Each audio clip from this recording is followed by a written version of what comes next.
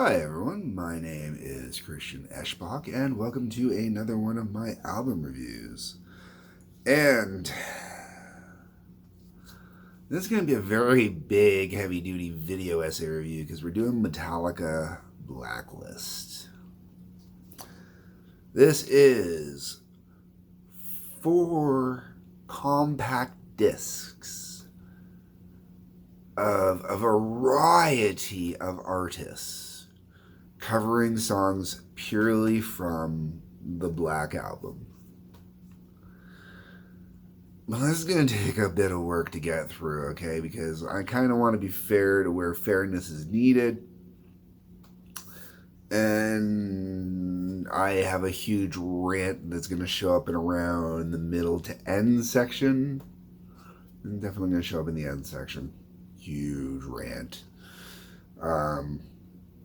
But I got to record this in chunks because of it. Because the way that this was done, I'm going to get into these details first. The way this was done is, instead of doing one artist per song, they've got multiple artists per song. And they've got the multiple artists all together. So it's not like, disc 1 is one full version of the Black Album, disc 2 is another full version of the Black Album, disc 3 is another full version of the Black Album, disc 4 is yet another version of the Black Album. Oh God, I wish they would have done that instead. Instead, what you've got is disc 1 is comprised of 2 songs, Enter Sandman and Sad But True. Disc 2 is comprised of 2 songs, Holier Than Thou and Unforgiven. Disc 3 is comprised of a couple extra songs. You got Wherever I May Roam, Don't Tread on Me, Through the Never, and Nothing Else Matters. Disc 4, you have Nothing Else Matters of Wolf and Man, The God That Failed, My Friend in Misery, and The Struggle Within. If you're one of my regular viewers, you might already sense what that huge rant in the tail end of this is going to be.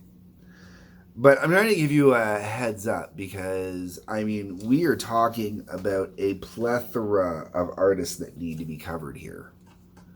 And some of them deserve to be covered, and some of them will get just a what the... It happens. There are definitely quite a few WTF moments on this album. Some of them are surprisingly really good WTF moments. Like if I say Miley Cyrus and Elton John perform a song together on this album, if you're a YouTube watcher or whatnot, you probably already know what song it is. But that was a good WTF moment.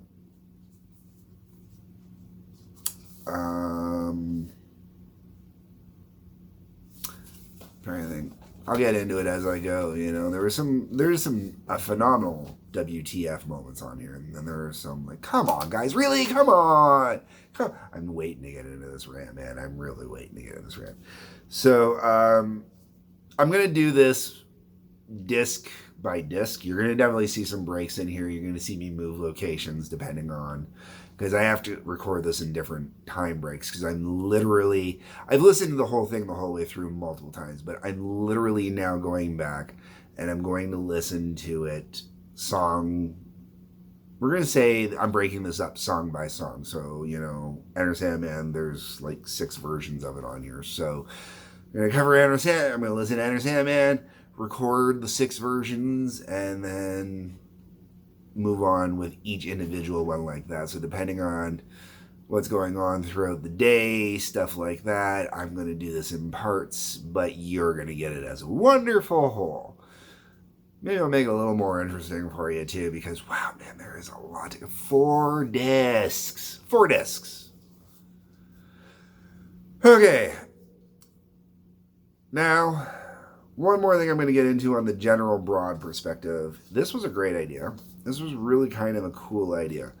And I do like the range and versatility and different styles and everything. It's not just metal artists doing this, I've got a couple of Metallica cover albums already where it's just metal artists doing it. It's fine and dandy, but Unless it's Motorhead covering Metallica, usually the Metallica version's better anyways. Here, ooh, tasty previews of what I'm getting into, because there are definitely some tracks. Ooh, look at the way that my stained glass window reflects off that. So there are definitely, there are most definitely songs on here I like better than the Metallica version. I will tell you that. There's one in particular I will come to that I will tell you I like way better than the Metallica version. And then there's other ones where, oh, no. So, here we go. All right, so here we are. Track 1, Enter Sandman. First glaring problem that stands out. By the time I get to the 6th version of Enter Sandman, I don't want to listen to Enter Sandman anymore. I didn't want to listen to Enter Sandman to start with. If I haven't said this already, you should have watched my review of the Black Album before watching this. Alright, so the first version of it is Alicia Cara and the Warning. I only know of Alicia Cara because she was actually on the Elton John tribute albums I covered a while back. I believe she was on the Revamp album. And I thought she was impressive there. I think she's impressive here. The Warning were a trio of, at the time, I believe they were teenage girls from Mexico who actually got famous for covering Enter Sandman.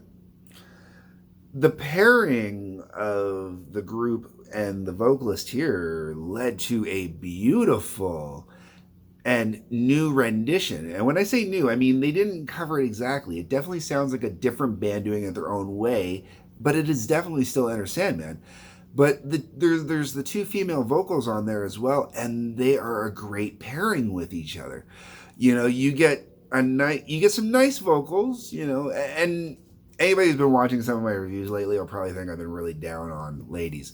Okay, so this kicking this off, The Warning is an all-female band, okay? An all-female band of 3 members. A drummer, a bassist, and a guitarist, okay? So we got a trio doing this. And they're all sisters as well, which makes it super awesome, super cool. And Alicia Cara, and they hammer it home. This is actually a really great start to this collection. This really gave me some hope, some great positive vibes. I was really getting into this, looking forward to this. So it's really cool. Starts it off. It's, you know, it's definitely Enter Sandman, but it's their version of Enter Sandman. You know, the drums are not quite the same, but they're damn heavy and they're damn good, you know. There's one guitarist now, but she's damn good, okay, you know? Damn good. Okay. Then we move on to Mac Demarco, and Mac Demarco is playing all instruments on this version.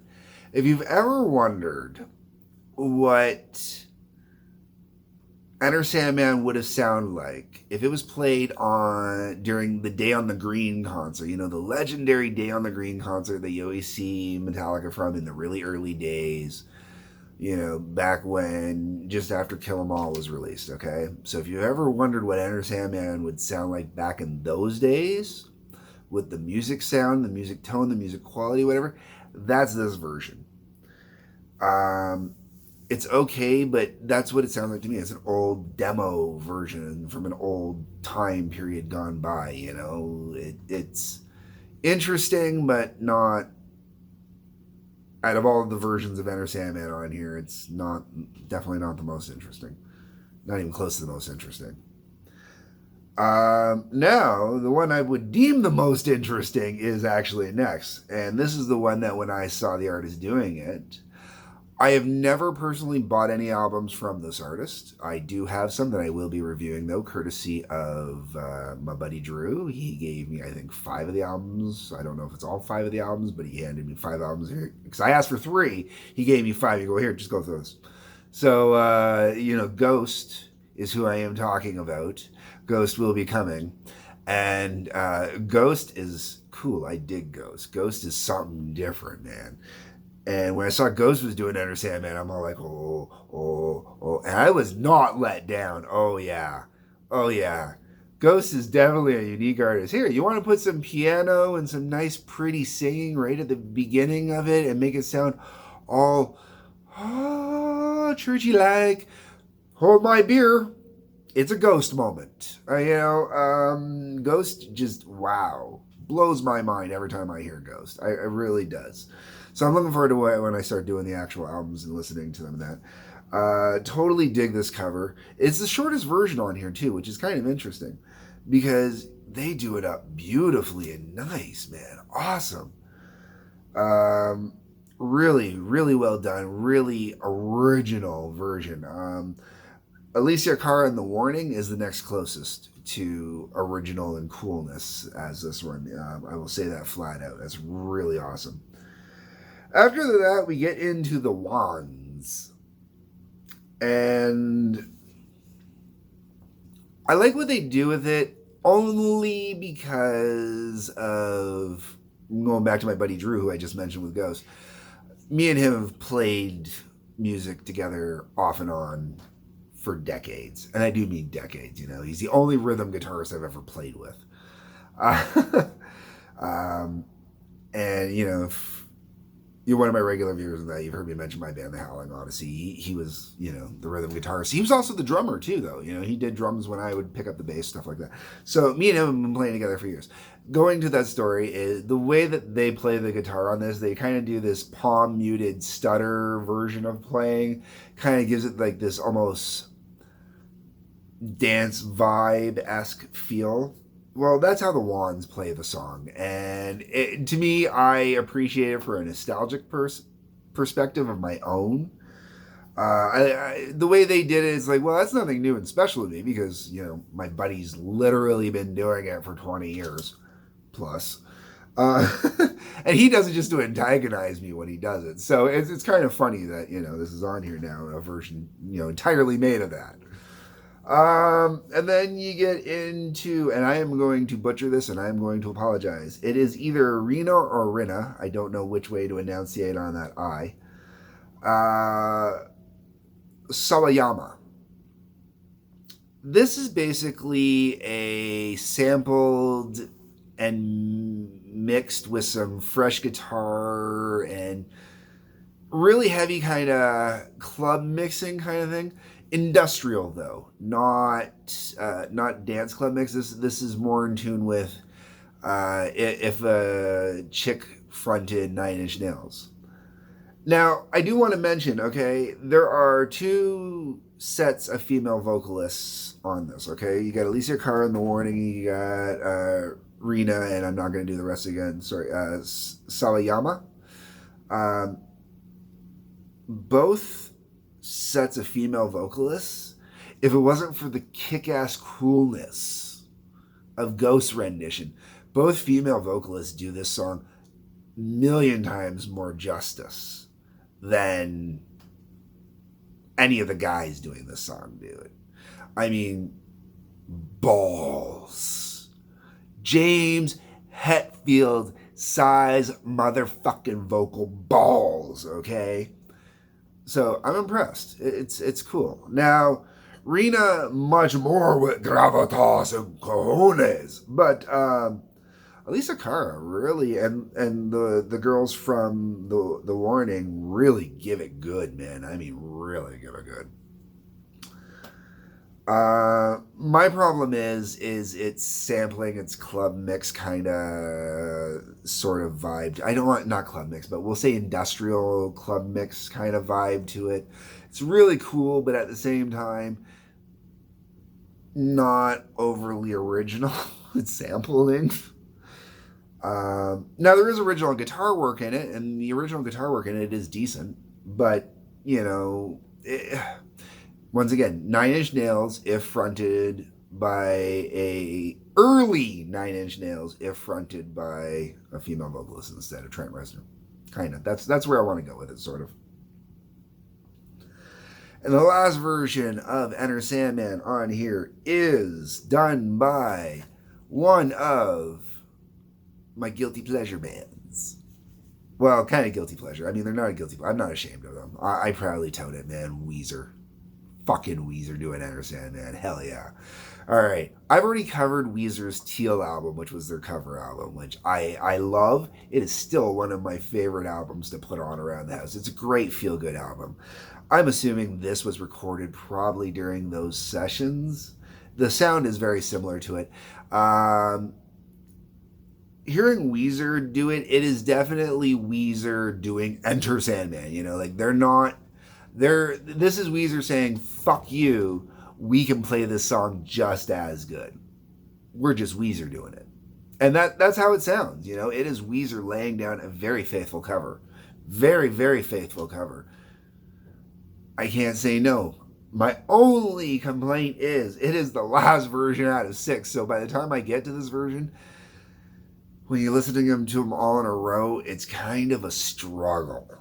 And that comes up a lot as I go throughout this entire thing. That's a real struggle to get through some of these songs when there's multiple versions. Especially, you know, 6 versions. Oh my God. So myself personally, all right, the Elisa Cara and the Warning one definitely would stay. The Ghost one would definitely stay. While I'm not a fan of the Reno one, I would keep it in there because I like her voice. She's got a killer voice. I really like her voice on it. It's really good. And then I would keep the Weezer one, but honestly, I'm going to put this into my Weezer Teal album play mix on it. That's how, honestly, how that's going to work out. That totally. I won't be listening to any type of Metallica cover playlist. It'll be a Weezer Teal album mix. Okay, I am now back to talk about Sad But True. I'm going to cover this one a little differently. I'm not going to do this in track order this time. The reason why is most of these versions are basically faithful renditions of the original.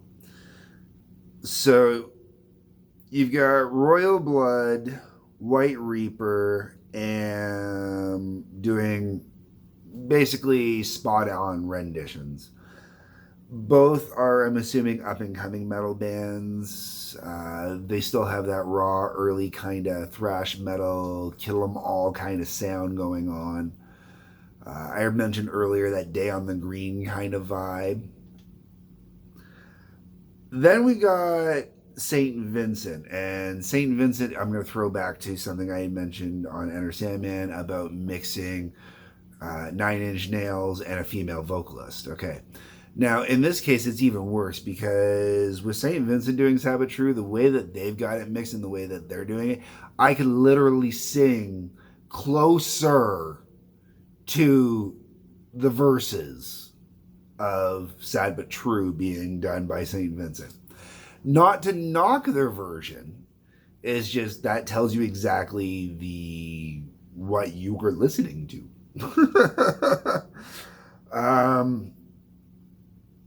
Then there's YB. The letters Y and B. I'm assuming, I want to say by the names Korean, maybe? Korean metal? Might be Japanese. I'd have to do some checking on them. And I'm going by, when I see the last name Park, I know that's Korean. You know, so I'm looking at most of the names, and you know their names are last names are Yoon, Park, Kim, Hyo, and I don't know if it's supposed to be Yang or Jang. I don't know how I'm supposed to pronounce. I'm guessing Jang. Their version is really cool, high octane version though, man. They play it like they're not playing it faster; they're putting in extra notes to make it sound quicker. Really jack up the speed because it's actually a slight, and then maybe they go a little bit faster because they jack up the speed slightly. They've got the song at about 4 minutes long. But still pretty faithful to the original, you know, like all those, you can definitely hear the originals in them. Then you've got Mexican Institute of Sound featuring La Perla and Gira MX. I know I'm butchering that. I don't know how to pronounce G when saying, I'm assuming, a Spanish name. Sorry. Hera, right? Because be like, yeah, right. So, La Perla and Hera MX. I'm guessing. Thinking maybe. I don't know. Sorry, guys. It's basically like a major remix, super dub with some extra stuff thrown in there.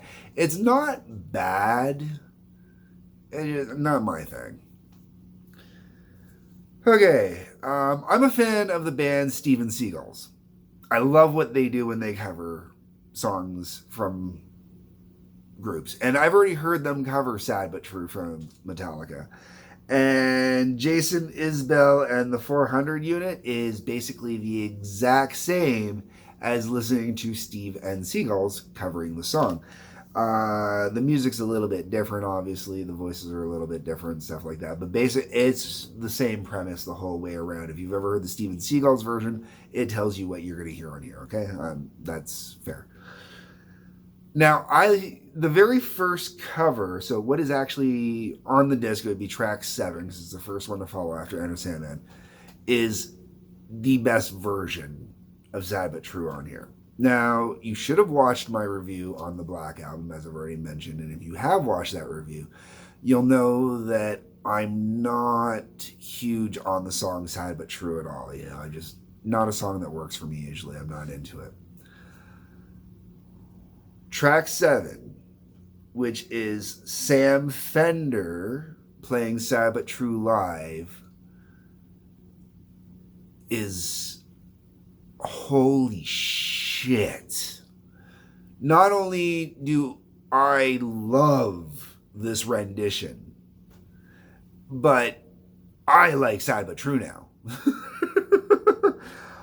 It is Sam Fender doing piano and vocals, India Bourne on cello, and bass by Bramwell Bronte. Or I'm assuming it's supposed to be Bronte. It says Bront. They don't have the accent on it. Maybe, I'm not sure. Now, it says here that this was recorded live. Now, when they say live, I'm not sure if they mean live as in a single take or live it was actually recorded on stage. There's no crowd, so you don't hear anything like that. But you can hear single takeness in it. And this rendition is heart-wrenching. Like, I get goosebumps listening to this rendition. Every time I get goosebumps when this version comes on. It is spectacular.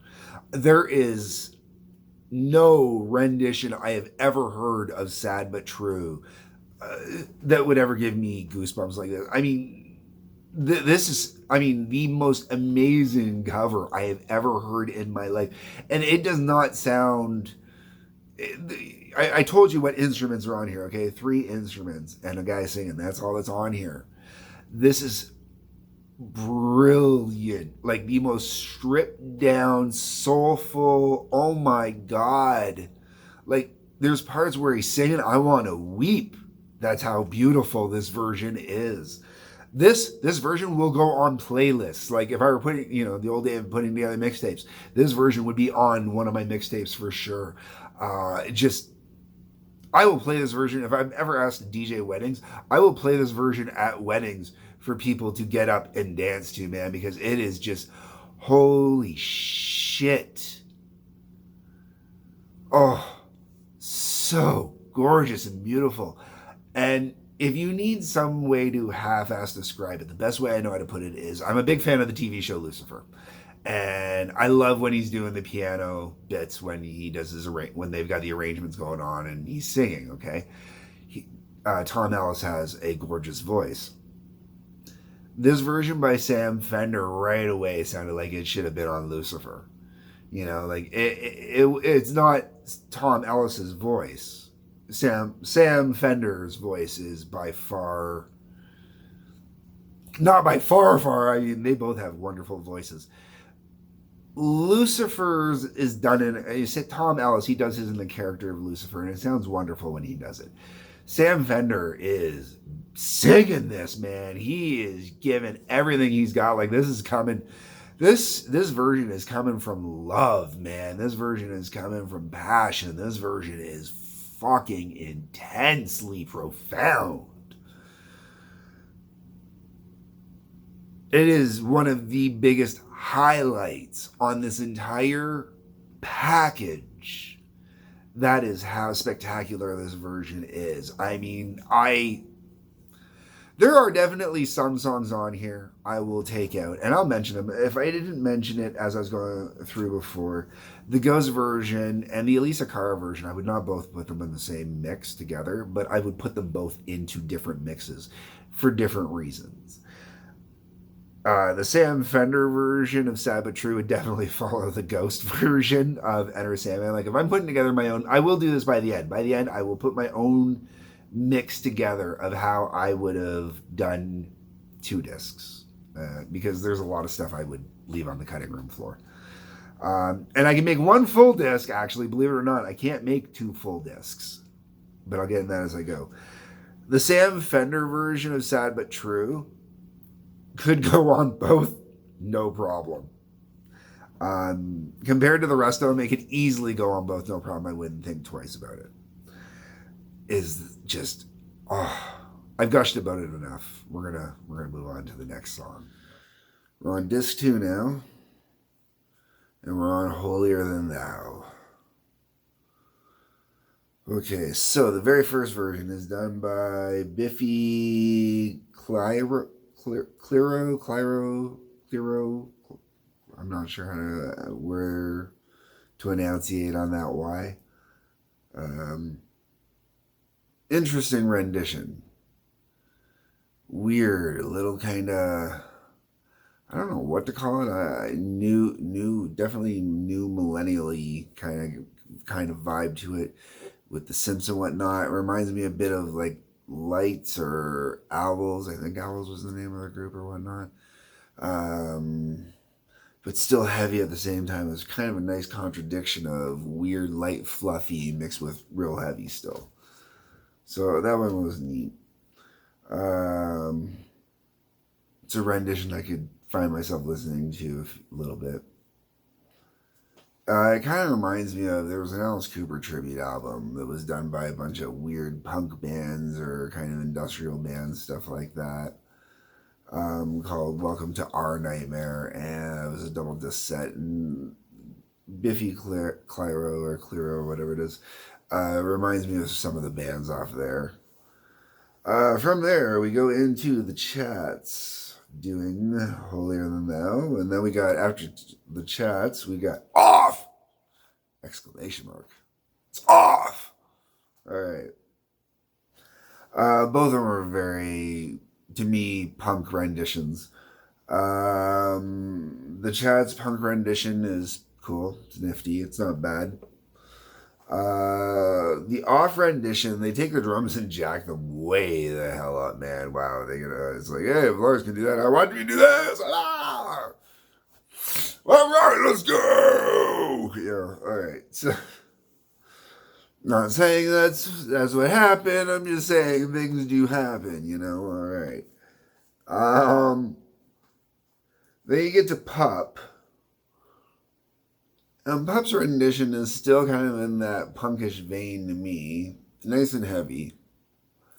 A little more musically versatile for sure. And then you get to the one that sounds the way you expect it to sound when you hear who it is. And it's Corey Taylor. Corey Taylor of Slipknot fame and... oh shit, I can't remember his other band that he has there, the one that does the other songs, the later stuff. That, Through the Glass thing or whatever the hell it is that, drove me up the wall for a summer or two. Respect for the dude, man. Dude knows what he's doing. This is a great rendition of the song. It sounds exactly as you would expect it to sound. Overall, between all the versions on here for Holier Than Thou, Biffy Clyro definitely would be a version I would listen to again. Corey Taylor would be a version I would listen to again. So after Holier Than Thou, we get to the second half of disc 2, which is the Unforgiven portion, which takes up, what is it? 7 versions? 1, 2, 5, 6, yeah, 7 versions of Unforgiven. I like Unforgiven. I really like Unforgiven. I don't think a single version on here matches the original, let's be clear. But each one that's on here, except for maybe 1 or 2. Well, there's definitely one I'm not a fan of at all. There's another one that's okay. Anyways, let's go. Cagey Elephant is the first band up. I like what they do with it. They do something that's a little bit different. Definitely has that more modern-esque kind of vibe I was mentioning earlier with Biffy Clyro, or whatever it was. Gotta quit saying that name. I can't say it right, probably. So with Cagey Elephant, yes, I have heard of Cagey Elephant. I know nothing about them. Not a thing at all. After listening to this, is it something that I'm going to go out and listen to? I might give them a half-ass shot if they come through on a playlist somewhere. See what comes up out of it. But I don't know if they're a band that I'd get into, They could be, maybe. After that, we get into Vishal Delani, Divine, and Shore Police. This one's cool. I really dig the way that the vocals are done on this one. There's an additional Hindi rap that's added in there too. This one's got some cool flavor. It's got some cool vibe to it. I can really dig on this one. It's not, I don't know if I have a favorite version of these, but it's, oh, I do. Okay. But this one's really cool. I really do dig on this one. It's got good energy. The right energy. Next up, we get into Diet Sig's version. Now, Diet Sig, lights, kind of, but with a punk band. Not a punk band. I'm not sure how to describe the band.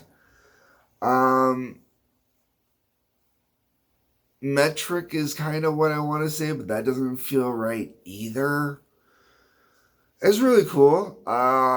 It might be enough for me to kind of check out Diet Sig. The vocals aren't really my thing. The vocals are too little girly to me. And when I say little girly, I mean, like, if you've ever listened to Lights, especially early Lights, very little girly. Doesn't. It's great for younger girls, it appeals to a very specific kind of audience. I'm not that audience. But I dig the vocals on Diet Sig. There's something there that's kind of cool. And the whole presentation of the song, it's a different presentation, a different rendition. So that's cool too, the way they go with it. Flatbush Zombies featuring DJ Scratch. Okay, so the words DJ are in there. That tells you everything you need to know about what you are getting into. So dance mixy kind of thing is like, not my thing. Definitely some other people might dig it. Just not my thing. And really, when I pick this up, I want to hear different bands doing stuff. I don't want to hear people doing mixes of it and stuff like that so much. I mean, there's the odd one that's kind of really cool, but, nah, not enough for me to really want to get into that. Next up, we got H-A, then asterisk, A-S-H. I don't know how I'm supposed to say that. Okay. This would be Spanish cowboy kind of rendition of it. Mexican cowboy specifically, we'll say. Beautiful, beautiful vocals. 2 female vocals on it. Fantastic. Just gorgeous. And you get English and I'm going to say Spanish, but Mexican, I would assume, based on, information that's in here. Oh, gorgeous, gorgeous rendition of the song, though. Really dig it. Really dig it. If you don't, because it does have a very country-esque kind of vibe, if you're not into that, you're probably not going to dig it so much. But even not being much of a country fan, having at least a semi-appreciation for it, I really dig this rendition. And then we got Jose Madaro. At this point, I'm having Unforgiven burnout. So, nothing against this rendition. It's a decent rendition, but compared to everything else, it just doesn't pop to me. It doesn't have that real woo. It is good though. There is some really cool stuff to it. The guitar work on it is phenomenal. So there's some really cool stuff going on. It just Unforgiven fatigue at this point. Which is really weird because the last version on here, the Moses Sumney one, is so different and radically different and interesting and unique. I'm not sure how to describe the music that's in there. There's definitely, I want to say black culture, but that doesn't feel right. I want to say African poet with music, sort of. I recognize the sound. It definitely has that African roots kind of vibe to it, sort of in its performance. At least what I know of it based off of, a lot of the performers we get here on CBC radio, stuff like that are advertised, stuff like that. I don't know enough about it. It's a really cool rendition. It has a very poetic feel to it, which is really cool. I really, really dig how they go about doing it. Is it a version I would personally listen to regularly? No, but there's definitely other people that very much would listen to it and should listen to it. But it is definitely something that I would put on in what I would call my art mix for when I'm doing my ice photography. That'll be coming up soon. But that's a whole different story. All right. Now, at this point, some songs are going to start seeing less versions. And wherever I may roam kind of took a hit on this. Now, I got some issues with most of the versions of Wherever I May Roam out here. The first two, J Balvin and Chase and Status featuring Backroad G. All right. One is Mexican hip hop rendition of it. The other one is based on the names. I want to say African. Bangwala Bambusa is one of the names on here. You got Will Kennard. That could be anyone. Saul Milton. That could be anything. And then you got Shandy Bangwala Bambasa. So that one definitely to me sounds kind of maybe African. What the fuck do I know? Okay, all I know is both of those are kind of really hip-hoppy. They're mixes, stuff like that, whatever. Then you get to the Neptunes doing Wherever I May Roam, and that's basically like a techno dance mix kind of club kind of thing, I guess. And for me personally, I'm not a fan of any of those three. They don't do much. I want to hear bands playing this. I want to hear music renditions like that. I don't want to hear generated renditions, The vocals, the hip-hop vocal presentations are really interesting. That's really cool when they get into those.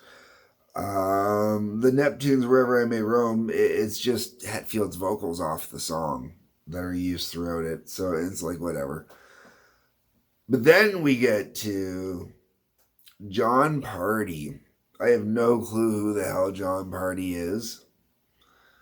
But let me tell you, holy shit. This is a badass version of Wherever I May Roam, man. I mean, badass. Like, we're talking country badass. The type of country badass that James Hetfield would have grown up on, you know, like when I hear about the stories of the stuff he grew up listening to with his dad and stuff like that. This is some heavy badass, you know, guy on a bad journey kind of. You don't want to screw with that guy kind of version, man. Like, holy crap, this is good. This is some top-notch covering, man. And I don't care if it has that country vibe or whatnot. That country vibe kills it on this song because that country vibe allows it to do what Metallica gets to do with S&M, and that is use strings. Those strings make a huge difference. Huge difference. Even if it is only just one violin, man, that makes a huge difference on this song. It really does. And it's heavy still, man. This is heavy. I mean, like, rivaling the original heavy, like the one on the original album version of Wherever I May Roam. This is rivaling it for heaviness. This is country, man. Like, I mean, this is some badassness. All right, so that's it for Wherever I May Roam. Don't Tread on Me is a song that I've always enjoyed. I know modern connotations, stuff like that. We're going to get away from that because I covered that when I did the Black Album originally. So I sort of understand why there's only 3 versions on here. But all 3 versions are interesting. One kind of upsets me a little bit. That's the first one. Now, the first one is remixing or remusicking, taking the vocals and doing their own kind of music variation. So you got James Hetfield's vocals over this new kind of musical rendition, I'm assuming computer generated. Don't know anything about Sebastian or who Sebastian is or anything like that. But anyways, the music over, it's called, but this version is Don't Tread on Else Matters. So it starts off with Don't Tread on Me, and the Don't Tread on Me part is fucking awesome. I really want to use the modern vernacular and use the word it's lit, man. That's probably not even that modern. That's probably old still.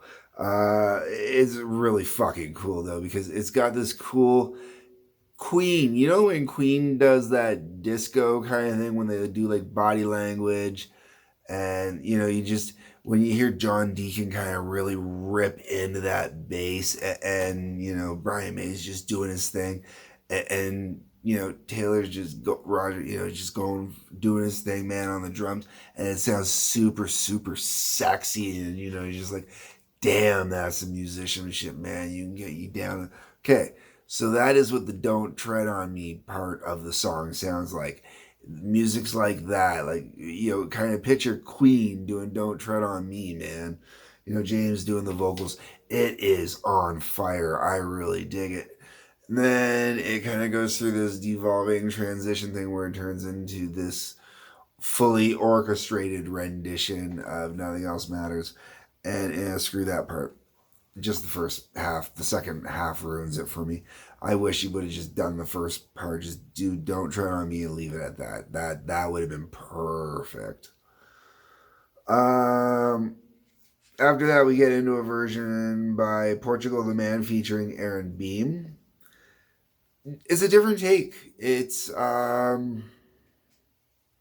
don't even know how to describe the take. It's a different take on it. It's cool. I dig it. I get into it. Not bad.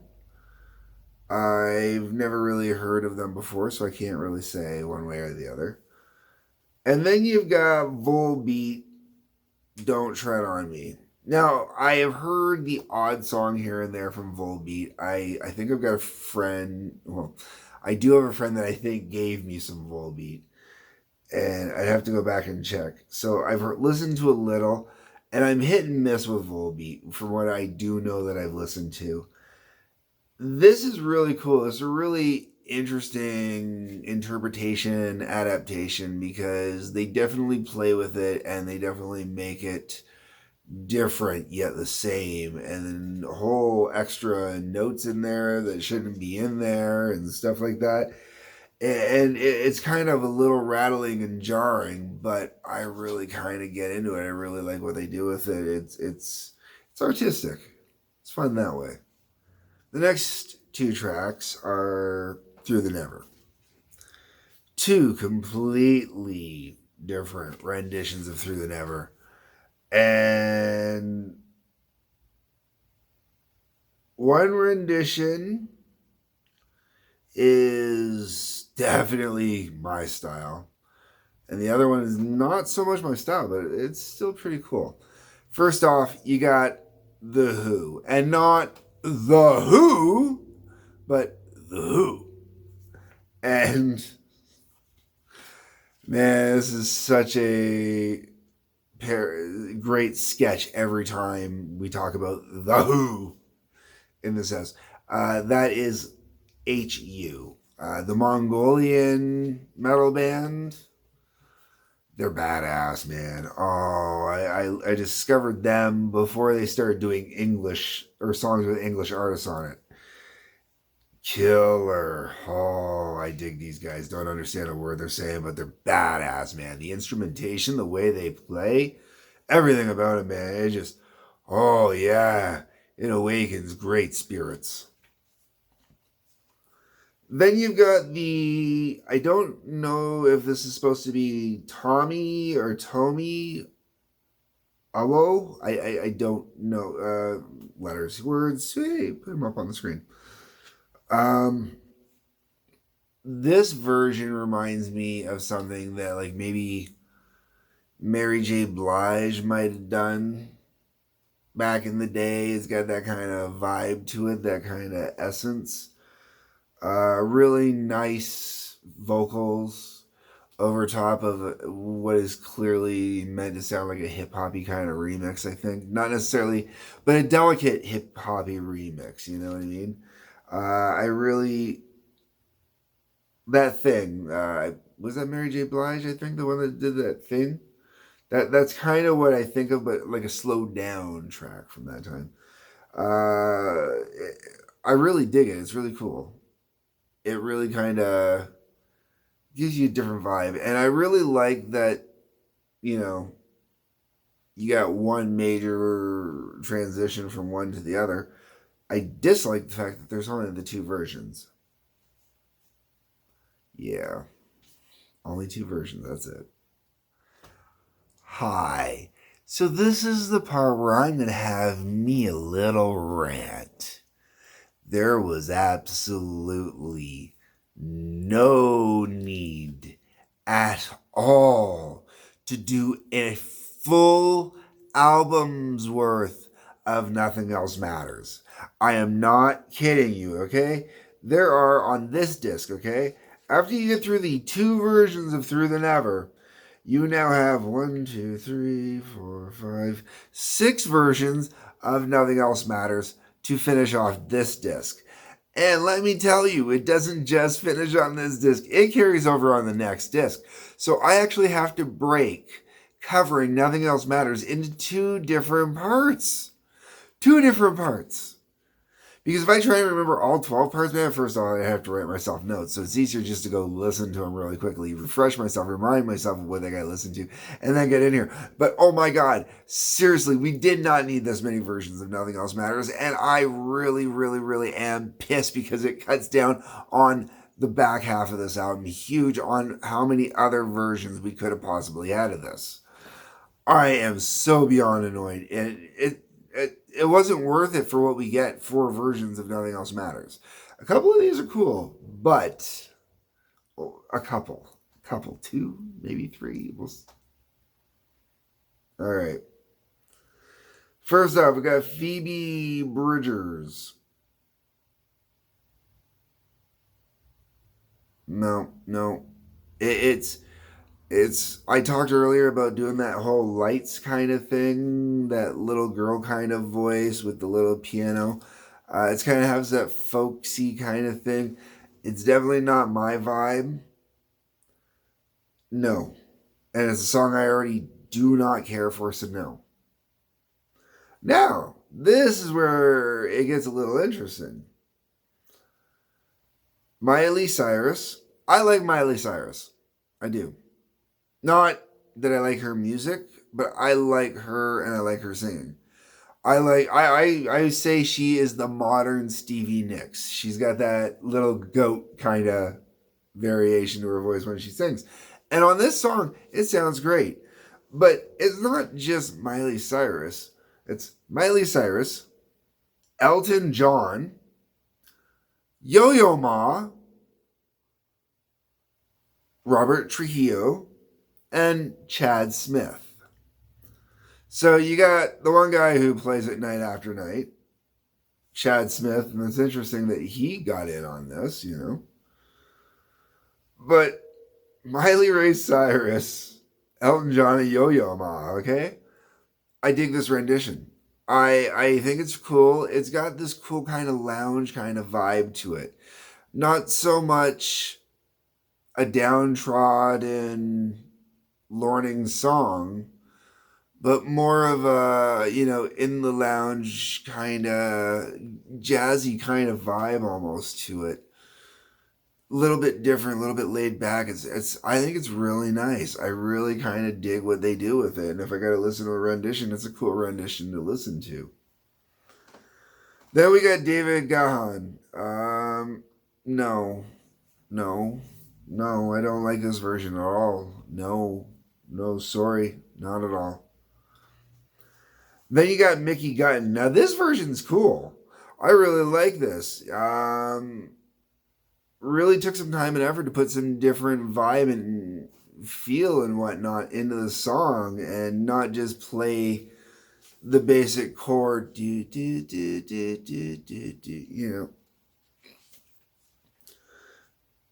no. I really like what Mickey Gutten did on this. It's really cool. I really kind of dig the vocal styling a little bit. Not something I could listen to day after day, but not bad. Then you got Dermot Kennedy. I dig the piano work. I hate the vocals. And then finishes off with Mon Laferte. I'm assuming the vocals are in Spanish or Mexican, depending on which way you want to say it. I'm sorry. I want to say Spanish automatically. The music, I get three really cool kind of vibes from the music. When the vocals actually kick in, you hear a little more of that kind of Spanish kind of, I want to say flamenco sort of style playing maybe. Or, yeah, sorry, I can't remember the names of the styles enough. I really dig the style of that, but it starts off to me and it kind of has this, I don't want to use the word gypsy caravan, but kind of this gypsy caravan, like when you watch movies, but obviously not gypsy, we're talking Spanish, right? So, this caravan where you got, all the different guys that know how to play different instruments and whatnot. And it's got this cool kind of like caravan kind of sound to it. You can picture the people kind of dancing and whatnot, having a good time. But then it kind of moves to this motif where it starts sounding like Stairway to Heaven almost. It's a really cool motif to it. Especially, I may have covered the symphony version of Stairway to Heaven. Or the Symphony Led Zeppelin album. I think I covered that. I'm not sure. The Symphonic Led Zeppelin. You can go search. I don't remember right now. And if I haven't, I should. But that specific version of Stairway to Heaven that's on there really has this kind of vibe that reminds me of it. It's really good. I really dig the rendition, and the Miley Ray Cyrus version and that one are both really cool, really worth listening to, I think. The Mickey Gutten one, I think that depends on personal taste, honestly. So, I've already mentioned that I do not like Nothing Else Matters. And I've already had to sit through 6 versions of it. Now I had to sit through another 6 versions of it. But it starts off with a version that is wonderful. Uh, Igor Levitt, just piano. No vocals, no nothing, just piano. And this piano playing is spectacular. Oh, oh man, phenomenal. Like you can feel and hear in every part of it. It's wonderful. Absolutely spectacular. Totally worth checking out, especially if you're a piano fan. Then you get to My Morning Jacket. Now, I've heard of My Morning Jacket. I may have even heard one or two of their songs. Not a band I know much about or could say much about. But my God, do I like these guys after this. Oh, what they did with this song. Holy crap. They took this song, flipped it upside down on its head with the greatest, most smile filled atomic pile driver. I'm thinking, not even, like picture Mick Foley in full Mankind getup, smiling after falling through the hell in the cell. And he's all like, you think he's super happy and psychotic. Well, in reality, he's just totally out of it. But, kids don't try that at home. However, this is the most upbeat, happy rendition of a song you could ever imagine. Oh my God. Like, I like this, man. It's just so upbeat and poppy and fun. And you just want to, oh my God, like bounce down oh crap, man. My Morning Jacket, you took a song I hated and actually made it really enjoyable. It's just really kind of fun done in here, man. This is just great, awesome, unique, different, spectacular rendition. This is the type of cover songs I want to hear, like this is something that was really cool. That's followed up by PJ Roxette, which is once again kind of a female Nine Inch Nails, or it's just that industrial computer generated version of a song kind of thing with a female singing over top of it. The vocals aren't bad; they're okay. Nothing spectacular, especially compared to all the other vocals that have been on here so far. Then you get to Darius Rucker. And the guitar playing is fantastic. The vocals are spectacular. It sounds like when I covered the album Black Acoustic, that's what this really reminds me of, is something that would have been on the Black Acoustic album, honestly. It's really, really something really cool and spectacular there. But it's Nothing Else Matters. Guitar work is really cool, but it's still Nothing Else Matters. Next up, we have Chris Stapleton's version. Okay, so remember when I made those comments about the heavy, badass country rendition of Wherever I May Roam? And I mean like major badass, more badass possibly than the original Metallica version. Well, Chris Stapleton's version of Nothing Else Matters is also that type of badass. Oh my God. I mean, like, holy crap. This is actually a pretty kicking version, man. Really heavy, really like just, foot pounding on the floor, kind of. Yeah, man, you hear that classic country pain, that classic country. Oh, yeah, man. And I love it. I really love how these guys do this, man. I mean, like, this is some badass old school country, man. I mean, real badass kind of stuff. And then you get to Tresser doing their version of Nothing Else Matters, which is really, to me, nothing spectacular or worth talking about. And then we get all the way through that. I'm just going to go here and now at this point. We get all the way through that. to hit Goodnight Texas doing Of Wolf and Man. I get one version of Wolf and Man on here. One. And it sounds like a stripped back version of Steven Seagal's. Now, I like Steven Seagal's, but after listening to 6 versions of Nothing Else Matters, to get one version of Wolf and Man, and it's this stripped back Steven Seagal's kind of not even really kind of country version that's not even cool. Like Chris Stapleton would have done it, maybe hopefully cooler, or whoever it was that did so Joe Party or John Party or whatever it was, John Party I think it was, doing wherever no man, this was such a disappointment. Now it's not a bad version, it's not a horrible version, but after 6 versions of Nothing Else Matters, and this is the only version of Wolf and Man I get, and this is a song I really enjoy. Oh,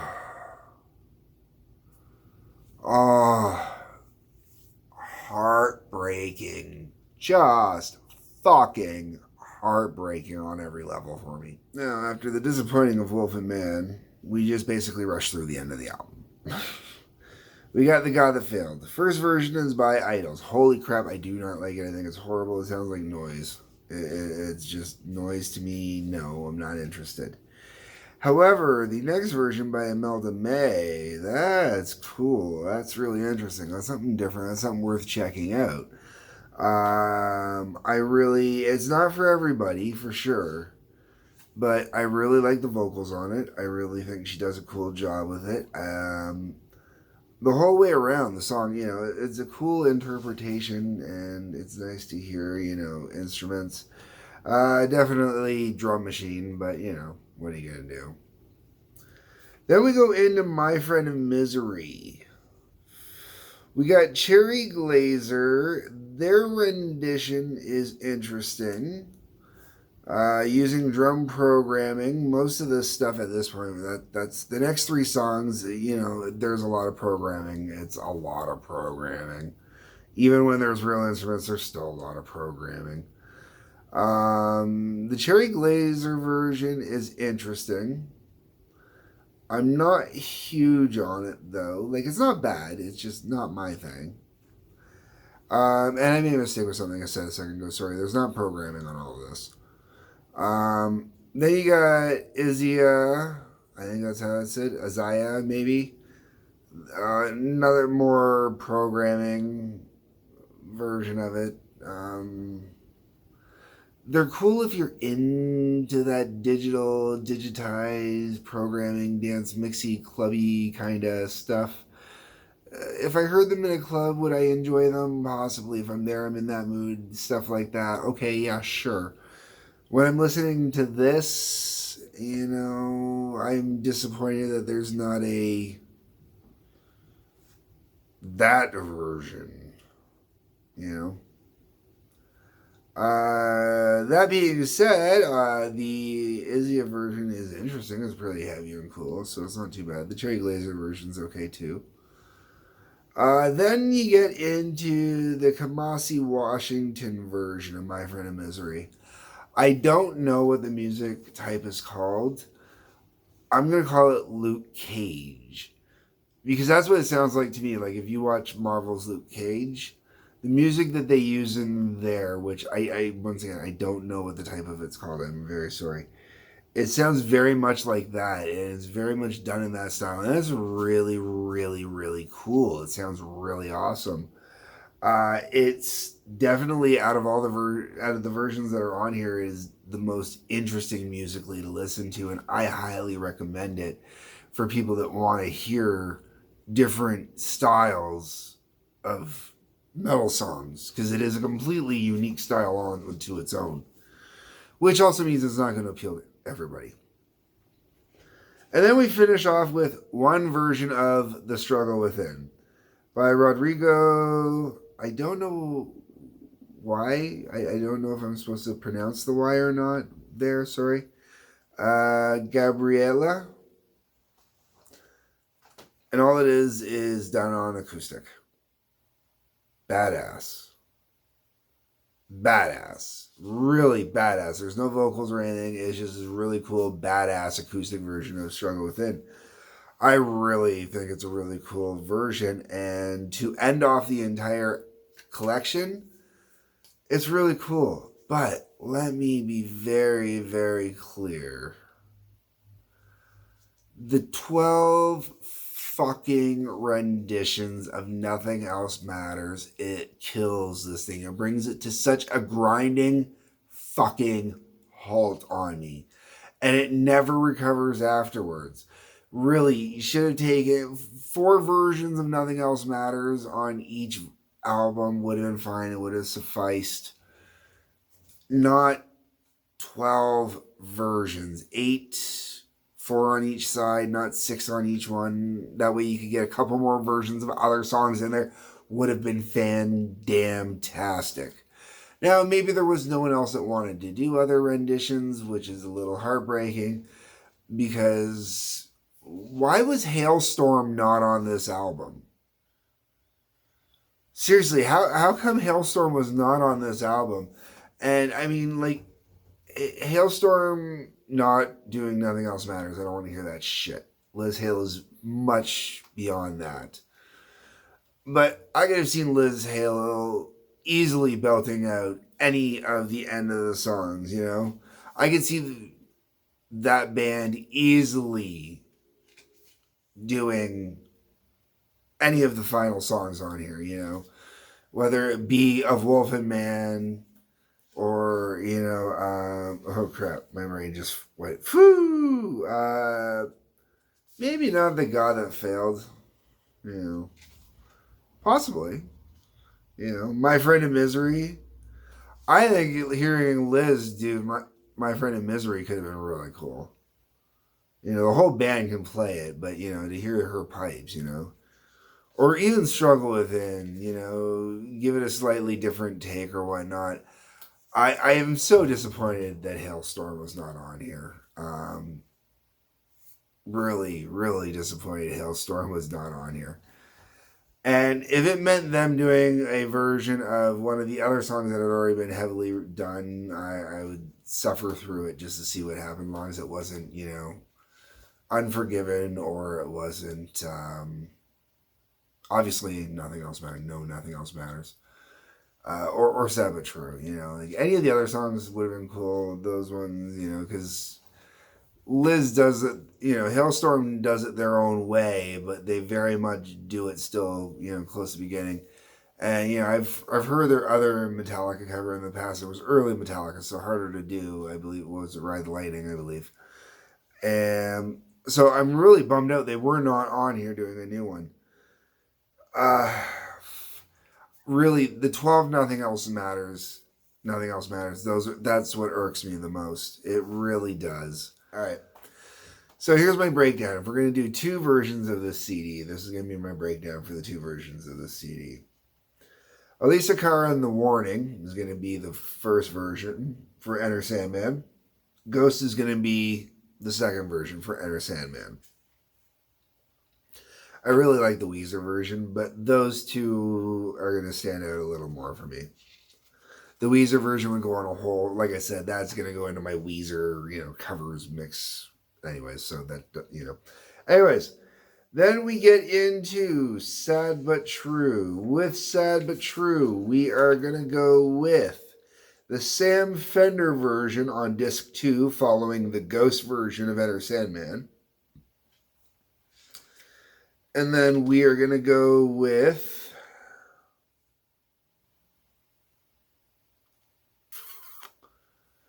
I think St. Vincent, possibly,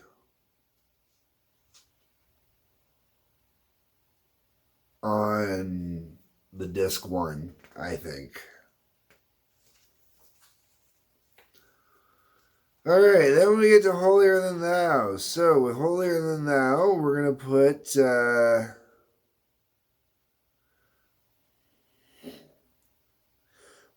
the Corey Taylor version on disc 1. And we're going to put the Biffy Clyro version on disc 2.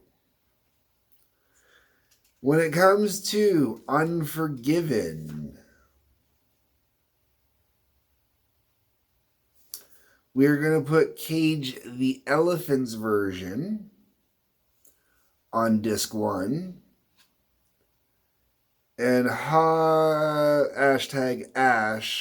on disc 2.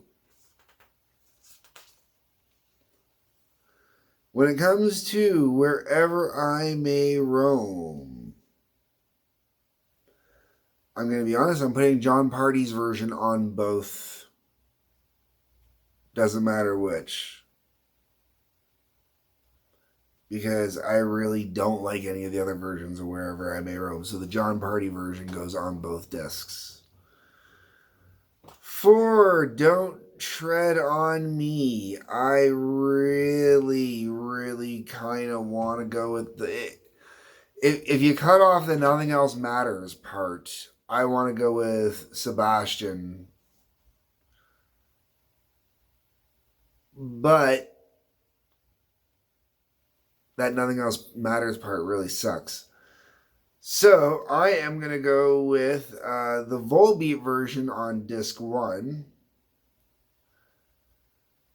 And actually, I might go with the Volbeat version on both disc 1 and disc 2. Unless I edit it. Yeah, I think that's what we're going to do. I think we're going to do the Volbeat version on disc 1, and the Sebastian version, I would edit it. I would honestly cut the damn thing before it starts Nothing Else Matters. You know, let it do its kind of fade out, and I would do an edit on it myself, cut out the Nothing Else Matters part of it. That would be the way I would go with it. All right, then we're on to Through the Never. I am going to put the Who version, that is Who with an H-U. I'm going to put that on both versions. The Tommy Owa one is cool, but not a version I'm going to listen to. Nothing Else Matters. Oof.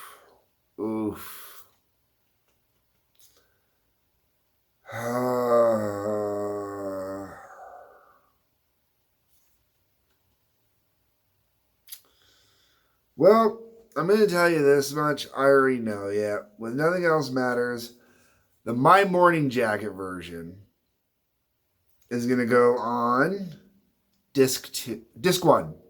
The My Morning Jacket version will go on disc 1. And the Chris Stapleton version will go on disc 2.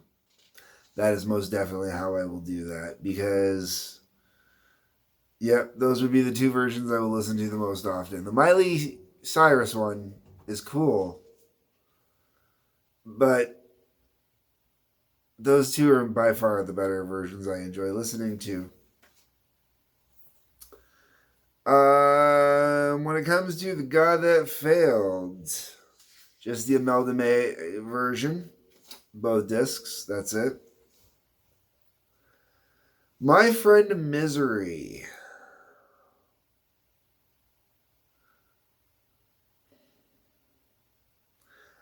I'm not sure on this one. I know the Kamasi Washington version I definitely would use.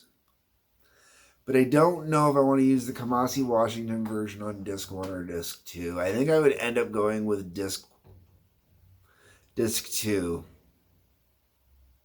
With the vibe, just because the vibe I already got going on there. I think I'd go with that one. I'd put that version on disc 2. And then I want to say the Zia version would probably be the version that would end up going on disc 1. The Cherry Glazer version could go on disc 1 as well. I can handle either one of those versions. It's okay. And then there is only the one version of Struggle Within, so that goes on both versions as well. So there you go, folks. That is how I would make 2 discs out of this set. And that's the way I would have done it. Honestly, I would have wanted to have found one more version. You know, like there's only one version of Wolf and Man, so only one version can go in there. There's only one version of Struggle Within, so there's only one version go in there. So, and that's that, you know. It's really cool what Metallica did with this. And I really like the fact that every one of the bands in here, their portion is going to a charity. I think that is awesome. It's really cool. It's a really cool way to celebrate an album that really was groundbreaking, monumental, all these other things. Groundbreaking in the sense that it was the first metal album to do what it did. And let's face it, it did a lot. And this shows how it just transcends, so many various styles of music and so many different cultures globally. Um, the whole way around, this is not for everybody to pick up. This is for fans, I think. And even then, this is not necessarily for all fans. This is for people. These are for fans with open minds that want to hear different stuff. I'm happy. I enjoy it. There are definitely quite a few songs that will end up in playlists. Like I said, I already gave you what my two mix lists will be, and I'll actually listen to those, and I'll do a follow-up episode where I talk about just listening to it and those little mixes that I talked about. But that's really, yeah, that's Metallica's Blacklist. I guess you can call it Metallica's Blacklist. Man, way too much. Nothing else matters. Way fucking too much. Wait, no. Anyways, yeah, so I can rant about that forever. Leave your comments. Let me know what you think. That's what the comment section is for. Otherwise, hit the like button, subscribe button. Peace, love, take care.